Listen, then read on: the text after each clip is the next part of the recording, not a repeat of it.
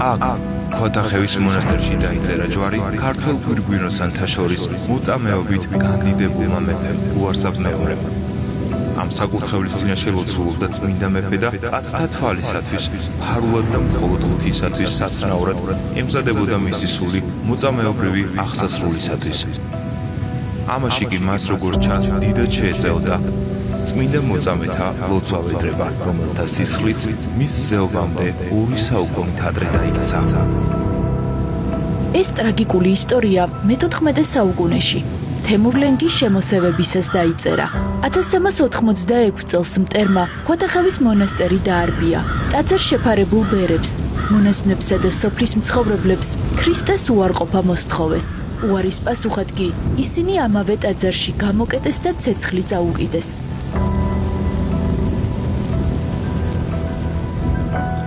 მას შემდეგ ეკლესიის იატაკზე მოწამეთა დამწვარი სხეულების კვალი აღიბეჭდა, ნიშნები რომლებმაც საუკუნეებს გაუძლო. ეს არის ხერხემალი მოწამისა და ეს არის მენჯის ძვალი. აი როგორ ეთყობა, ნახეთ, ესე იგი ეს ადამიანი იჯდა, ესე იგი ეს იწვა და ეს ლაქები არის თლიანად იატაკზე ყველგან. ფეხში შველები შემოდიოდნენ საერთოდ და ხოვდნენ დღესდღეობით ოჯახისთვის. ძიმე შემოსევებისა და აოხრების შემდეგ მონასტერი მე-16 საუკუნის დასაწყისში მეფე ალექსანდრე დიდმა აღადგინა. ქოთახევის ისტორია სწორედ აქედან გრძელდება, თუმცა მისი ფესვები უფრო ღრმაა. მონასტრის დაარსება მე-12-13 საუკუნეების მიჯნას უკავშირდება. ზოგი წყარო მას დავით აღმაშენებლის სახელს უკავშირებს, სხვები კი თამარ მეფის ეპოქას. გადმოცემით, ტაძრის საძირკველში ღვთისმშობლის სამოსლის მცირე ნაწილია ჩატანებული და ტაძარიც მისსავე სახელს ატარებს. არსებობს ცნობა იმის შესახებ, რომ მეფის ჯარი, დავითის ჯარი დიდგორის ბრძოლის დროს დალოცა ქოთახევის მონასტრის ძმობამ. აქედან ავიდნენ, მოგეხსენებათ, აი ეს მთები არის დიდგორის ველი, სადაც გაიმართა ბრძოლა და სავარაუდოდ მანამდე მონასტერი უნდა არსებულიყო. ქართლის გულში ტყით შემოსილ კავთურას ხეობაში აღმართული ეს ტაძარი საუკუნეების განმავლობაში იყო ადგილი, სადაც მეფეები ლოცულობდნენ, ბერები მოღვაწეობდნენ და მლოცველები ნუგეშს პოულობდნენ. აქ იწერებოდა და ინახებოდა ხელნაწერები, რომლებიც დღემდე შემორჩენილი მცირე რაოდენობითაც კი ამ დიდი კულტურული მემკვიდრეობის კვალს ინახავს. აქ მოღვაწეობდა სრულიად საქართველოს კათოლიკოს პატრიარქი უწმინდესი და უნეტარესი კირიონ მეორე, რომელიც 3 წელი დაჰყვა მონასტერში, უნიკალური ბიბლიოთეკა იყო ამ მონასტერში და ხელნაწერები იპოვა, აღმოაჩინა ნესტიან სენაკებში. ჩვენთან არის დარჩენილი მე-18-19 საუკუნის ამის წიგნი გვაქვს. დანარჩენი ხელნაწერთა ეროვნულ მუზეუმში ინახება. ამ მონასტერში ისედაც ბევრი სიწმინდეები ინახებოდა.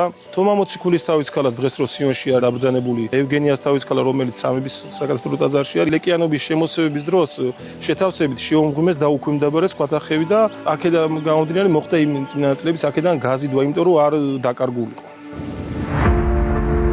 თუმცა ამით ქოთახევს თავისი სულიერი მნიშვნელობა არ დაუკარგავს. ის კვლავ ინარჩუნებს იმ სიწმინდეებსა და ხატებს, რომლებიც მონასტრის უწყვეტ რწმენას ადასტურებს. აქ დაცულია ღვთისმშობლის მიძინების სასწაულმოქმედი ხატი, რომლის წინაშეც მრავალი ადამიანი რწმენით და ლოცვით მოდის. განსაკუთრებით ის ოჯახები, რომლებიც შვილის ნატრვით ცხოვრობენ. როგორც ტაძრის წინამძღვარი გვეუბნება, არაერთ შემთხვევაში ამ ლოცვას ნანატრის შვილის დაბადებაც მოჰყოლია. ძალიან ბევრი არის საინტერესო ისტორია, სადაც ხალხს 30-40 წელი არ ყოლიათ შვილი, როდესაც გაიგეს აქ არის სასწაულმოქმედი უშვილობის ხატი ღვთისმშობლისა, მოვიდნენ და ევედრებონ და ღვთისმშობელმა მათ აჩუქა შვილი. ქოთახევის მონასტერში კიდევ ერთი მნიშვნელოვანი სიწმინდეა დაცული, წმინდა იოანე ნათლისმცემლის წმინდა ნაწილი, რომელიც მონასტრის ერთ-ერთ უძველეს სიწმინდედ ითვლება. ჩვენ ვიმყოფებით იოანე ნათლისმცემლის შობის ტაძარში. აქ არის დაბრძანებული იოანე ნათლისმცემლის ნაწილი, რომელიც არის ჩაბრძანებული ჯვარში და ამ ჯვარს აწერეთ თარიღი 1864 წელი. როდესაც გაიხსნა მონასტერი, ეს სიწმინდე დახვდა აქ მონასტერში. მონასტერში გვიყვებიან, რომ აქ დაცულ სიწმინდეებს სხვადასხვა ისტორია უკავშირდება. ხატების ნაწილი აქ თავიდანვე დახვდათ, როგორც ტაძრის ძველი მემკვიდრეობა. ნაწილი კი დროთა განმავლობაში მონასტერში თავად მორწმუნეებმა დააბრუნეს. მათ გვერდით დაცულია წმინდა ნაწილებიც, მათ შორის მაცხოვრის ჯვრის ნაწილი, ღვთისმშობლის საფლავის ქვა და სხვა წმინდანთა სიწმინდეები. მონასტერში განსაკუთრებულად გამოარჩევენ სამების ხატსაც, რომელიც მე-19 საუკუნით თარიღდება. ჩვენ მონასტერში მოვაწყეთ წმინდა კუთხე, აი აქ არის ხატი პეტრე პავლესი და პირველ მოწამის არქიდიაკონ სტეფანესი, რომელიც მოგვიტანეს და გვითხრეს, რომ ეს ხატები არის ამ მონასტრიდან წაღებული და ძალიან განცდა ქონდა. ჩვენ დავამშვიდეთ, ვუთხარით, რომ ეს ღვთის განგებით მოხდებოდა ეს, რომ ეს ხატები გარდარჩენილი იყო და დღეს ისე ყოფილიყვნენ მონასტერში. ტაძარი გამორჩეულია თავისი უნიკალური ჩუქურთმებითაც, რომელთა მნიშვნელოვანი ნაწილი პირვანდელი სახითაა შემორჩენილი და დღესაც ძველი ქართული ხუროთმოძღვრების გამორჩეულ ნიმუშად ითვლება. არის უნიკალური ჩუქურთმები, არც ერთი არ მეორდება. 12-ვედან ყველა არის განსხვავებული. ჩვენ რო აქ სადმე ან ეზოში გავთხრით რამეს რაღაც დარგვაგვინდა ან ვასუფთავეთ, უამრავ ჩუქურთმის ნაწილებს პოულობთ. ამიტომ ეს იმას მიგვანიშნებს, რომ შემოსევების დროს ეს პერანგი დაიშალა და დღესდღეობით მარტო ეს შუა ნაწილი რაც არის შემორჩენილი, მუქი ქვა, ეს არის ძველი. დღეს ქვათახევის მონასტერი რამდენიმე ისტორიული ნაგებობის ერთობლიობას წარმოადგენს. მათ შორისაა 1872 წელს აგებული სამრეკლო, გალავანი, კოშკი და საცხოვრებელი სენაკები.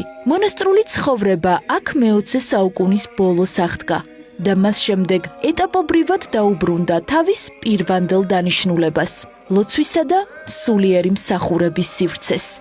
მე უფიანდრას როცა კურთხევით ამ მონასტერში იგზავნება მაშინ მორჩილი მამუკა, შემდეგში უკვე სამთავისთა კაცის პირველი ეპისკოპოსი დამიანე ხუფენია და მისი, ასე რომ ვთქვათ, წინამძღოლობით აღდგა აქ მონასტრული ცხოვრება. მე ამ მონასტერში მოვედი 2013 წელში ჩემი მოძღვრის სიყვარულით, ჩემი მოძღვარს რო უყურებდი, როგორი მოღვაწე ბერი იყო, იმქიდან გამიჩნდა სრული რომ მეც ამ მონასტერში წამოსულიყავ.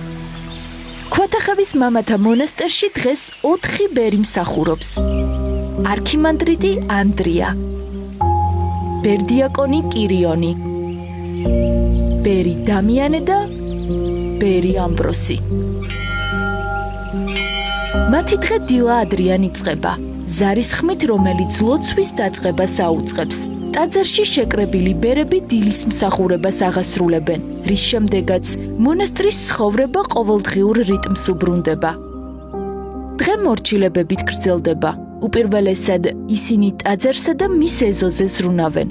უვლიან გარემოს, ამუშავებენ მიწას და ასრულებენ იმ სამუშაოებს, რაც მონასტრის ყოველდღიურობას სჭირდება. მოგვიანებით კი ხელსაქმეს ეწევიან, ქვაზე ხატებს ამზადებენ, ქსოვენ მსკვნილებს და ქმნიან საეკლესიო ნივთებს. სხვადასხვა მორჩილებები გვაბარია, ზოგს გაზაფხულია ნიადაგზე მუშაობა გვიწევს, ზოგს ფიზიკურად მაგალითად ვინც ახალგაზრდები ვართ შედარებით ტყეში გავდივართ შიშაზე ვზიდავთ. ბევრი საქმე გვაქვს, მაგრამ ვცდილობთ, წინამძღვარი ცდილობს, რომ ერთმანეთს შევსუმბუქოთ ყველაფერი და ერთმანეთს დავეხმაროთ. დღე მონასტერში ისევ ლოცვით სრულდება, მშვიდად და უწყვეტად. და როცა ქვათახევში ბინდდება, თითქოს ყველაფერი თავის საწყის უბრუნდება, იმ სულიერ რიტმს, რომელიც აქ არასდროს ჩერდება.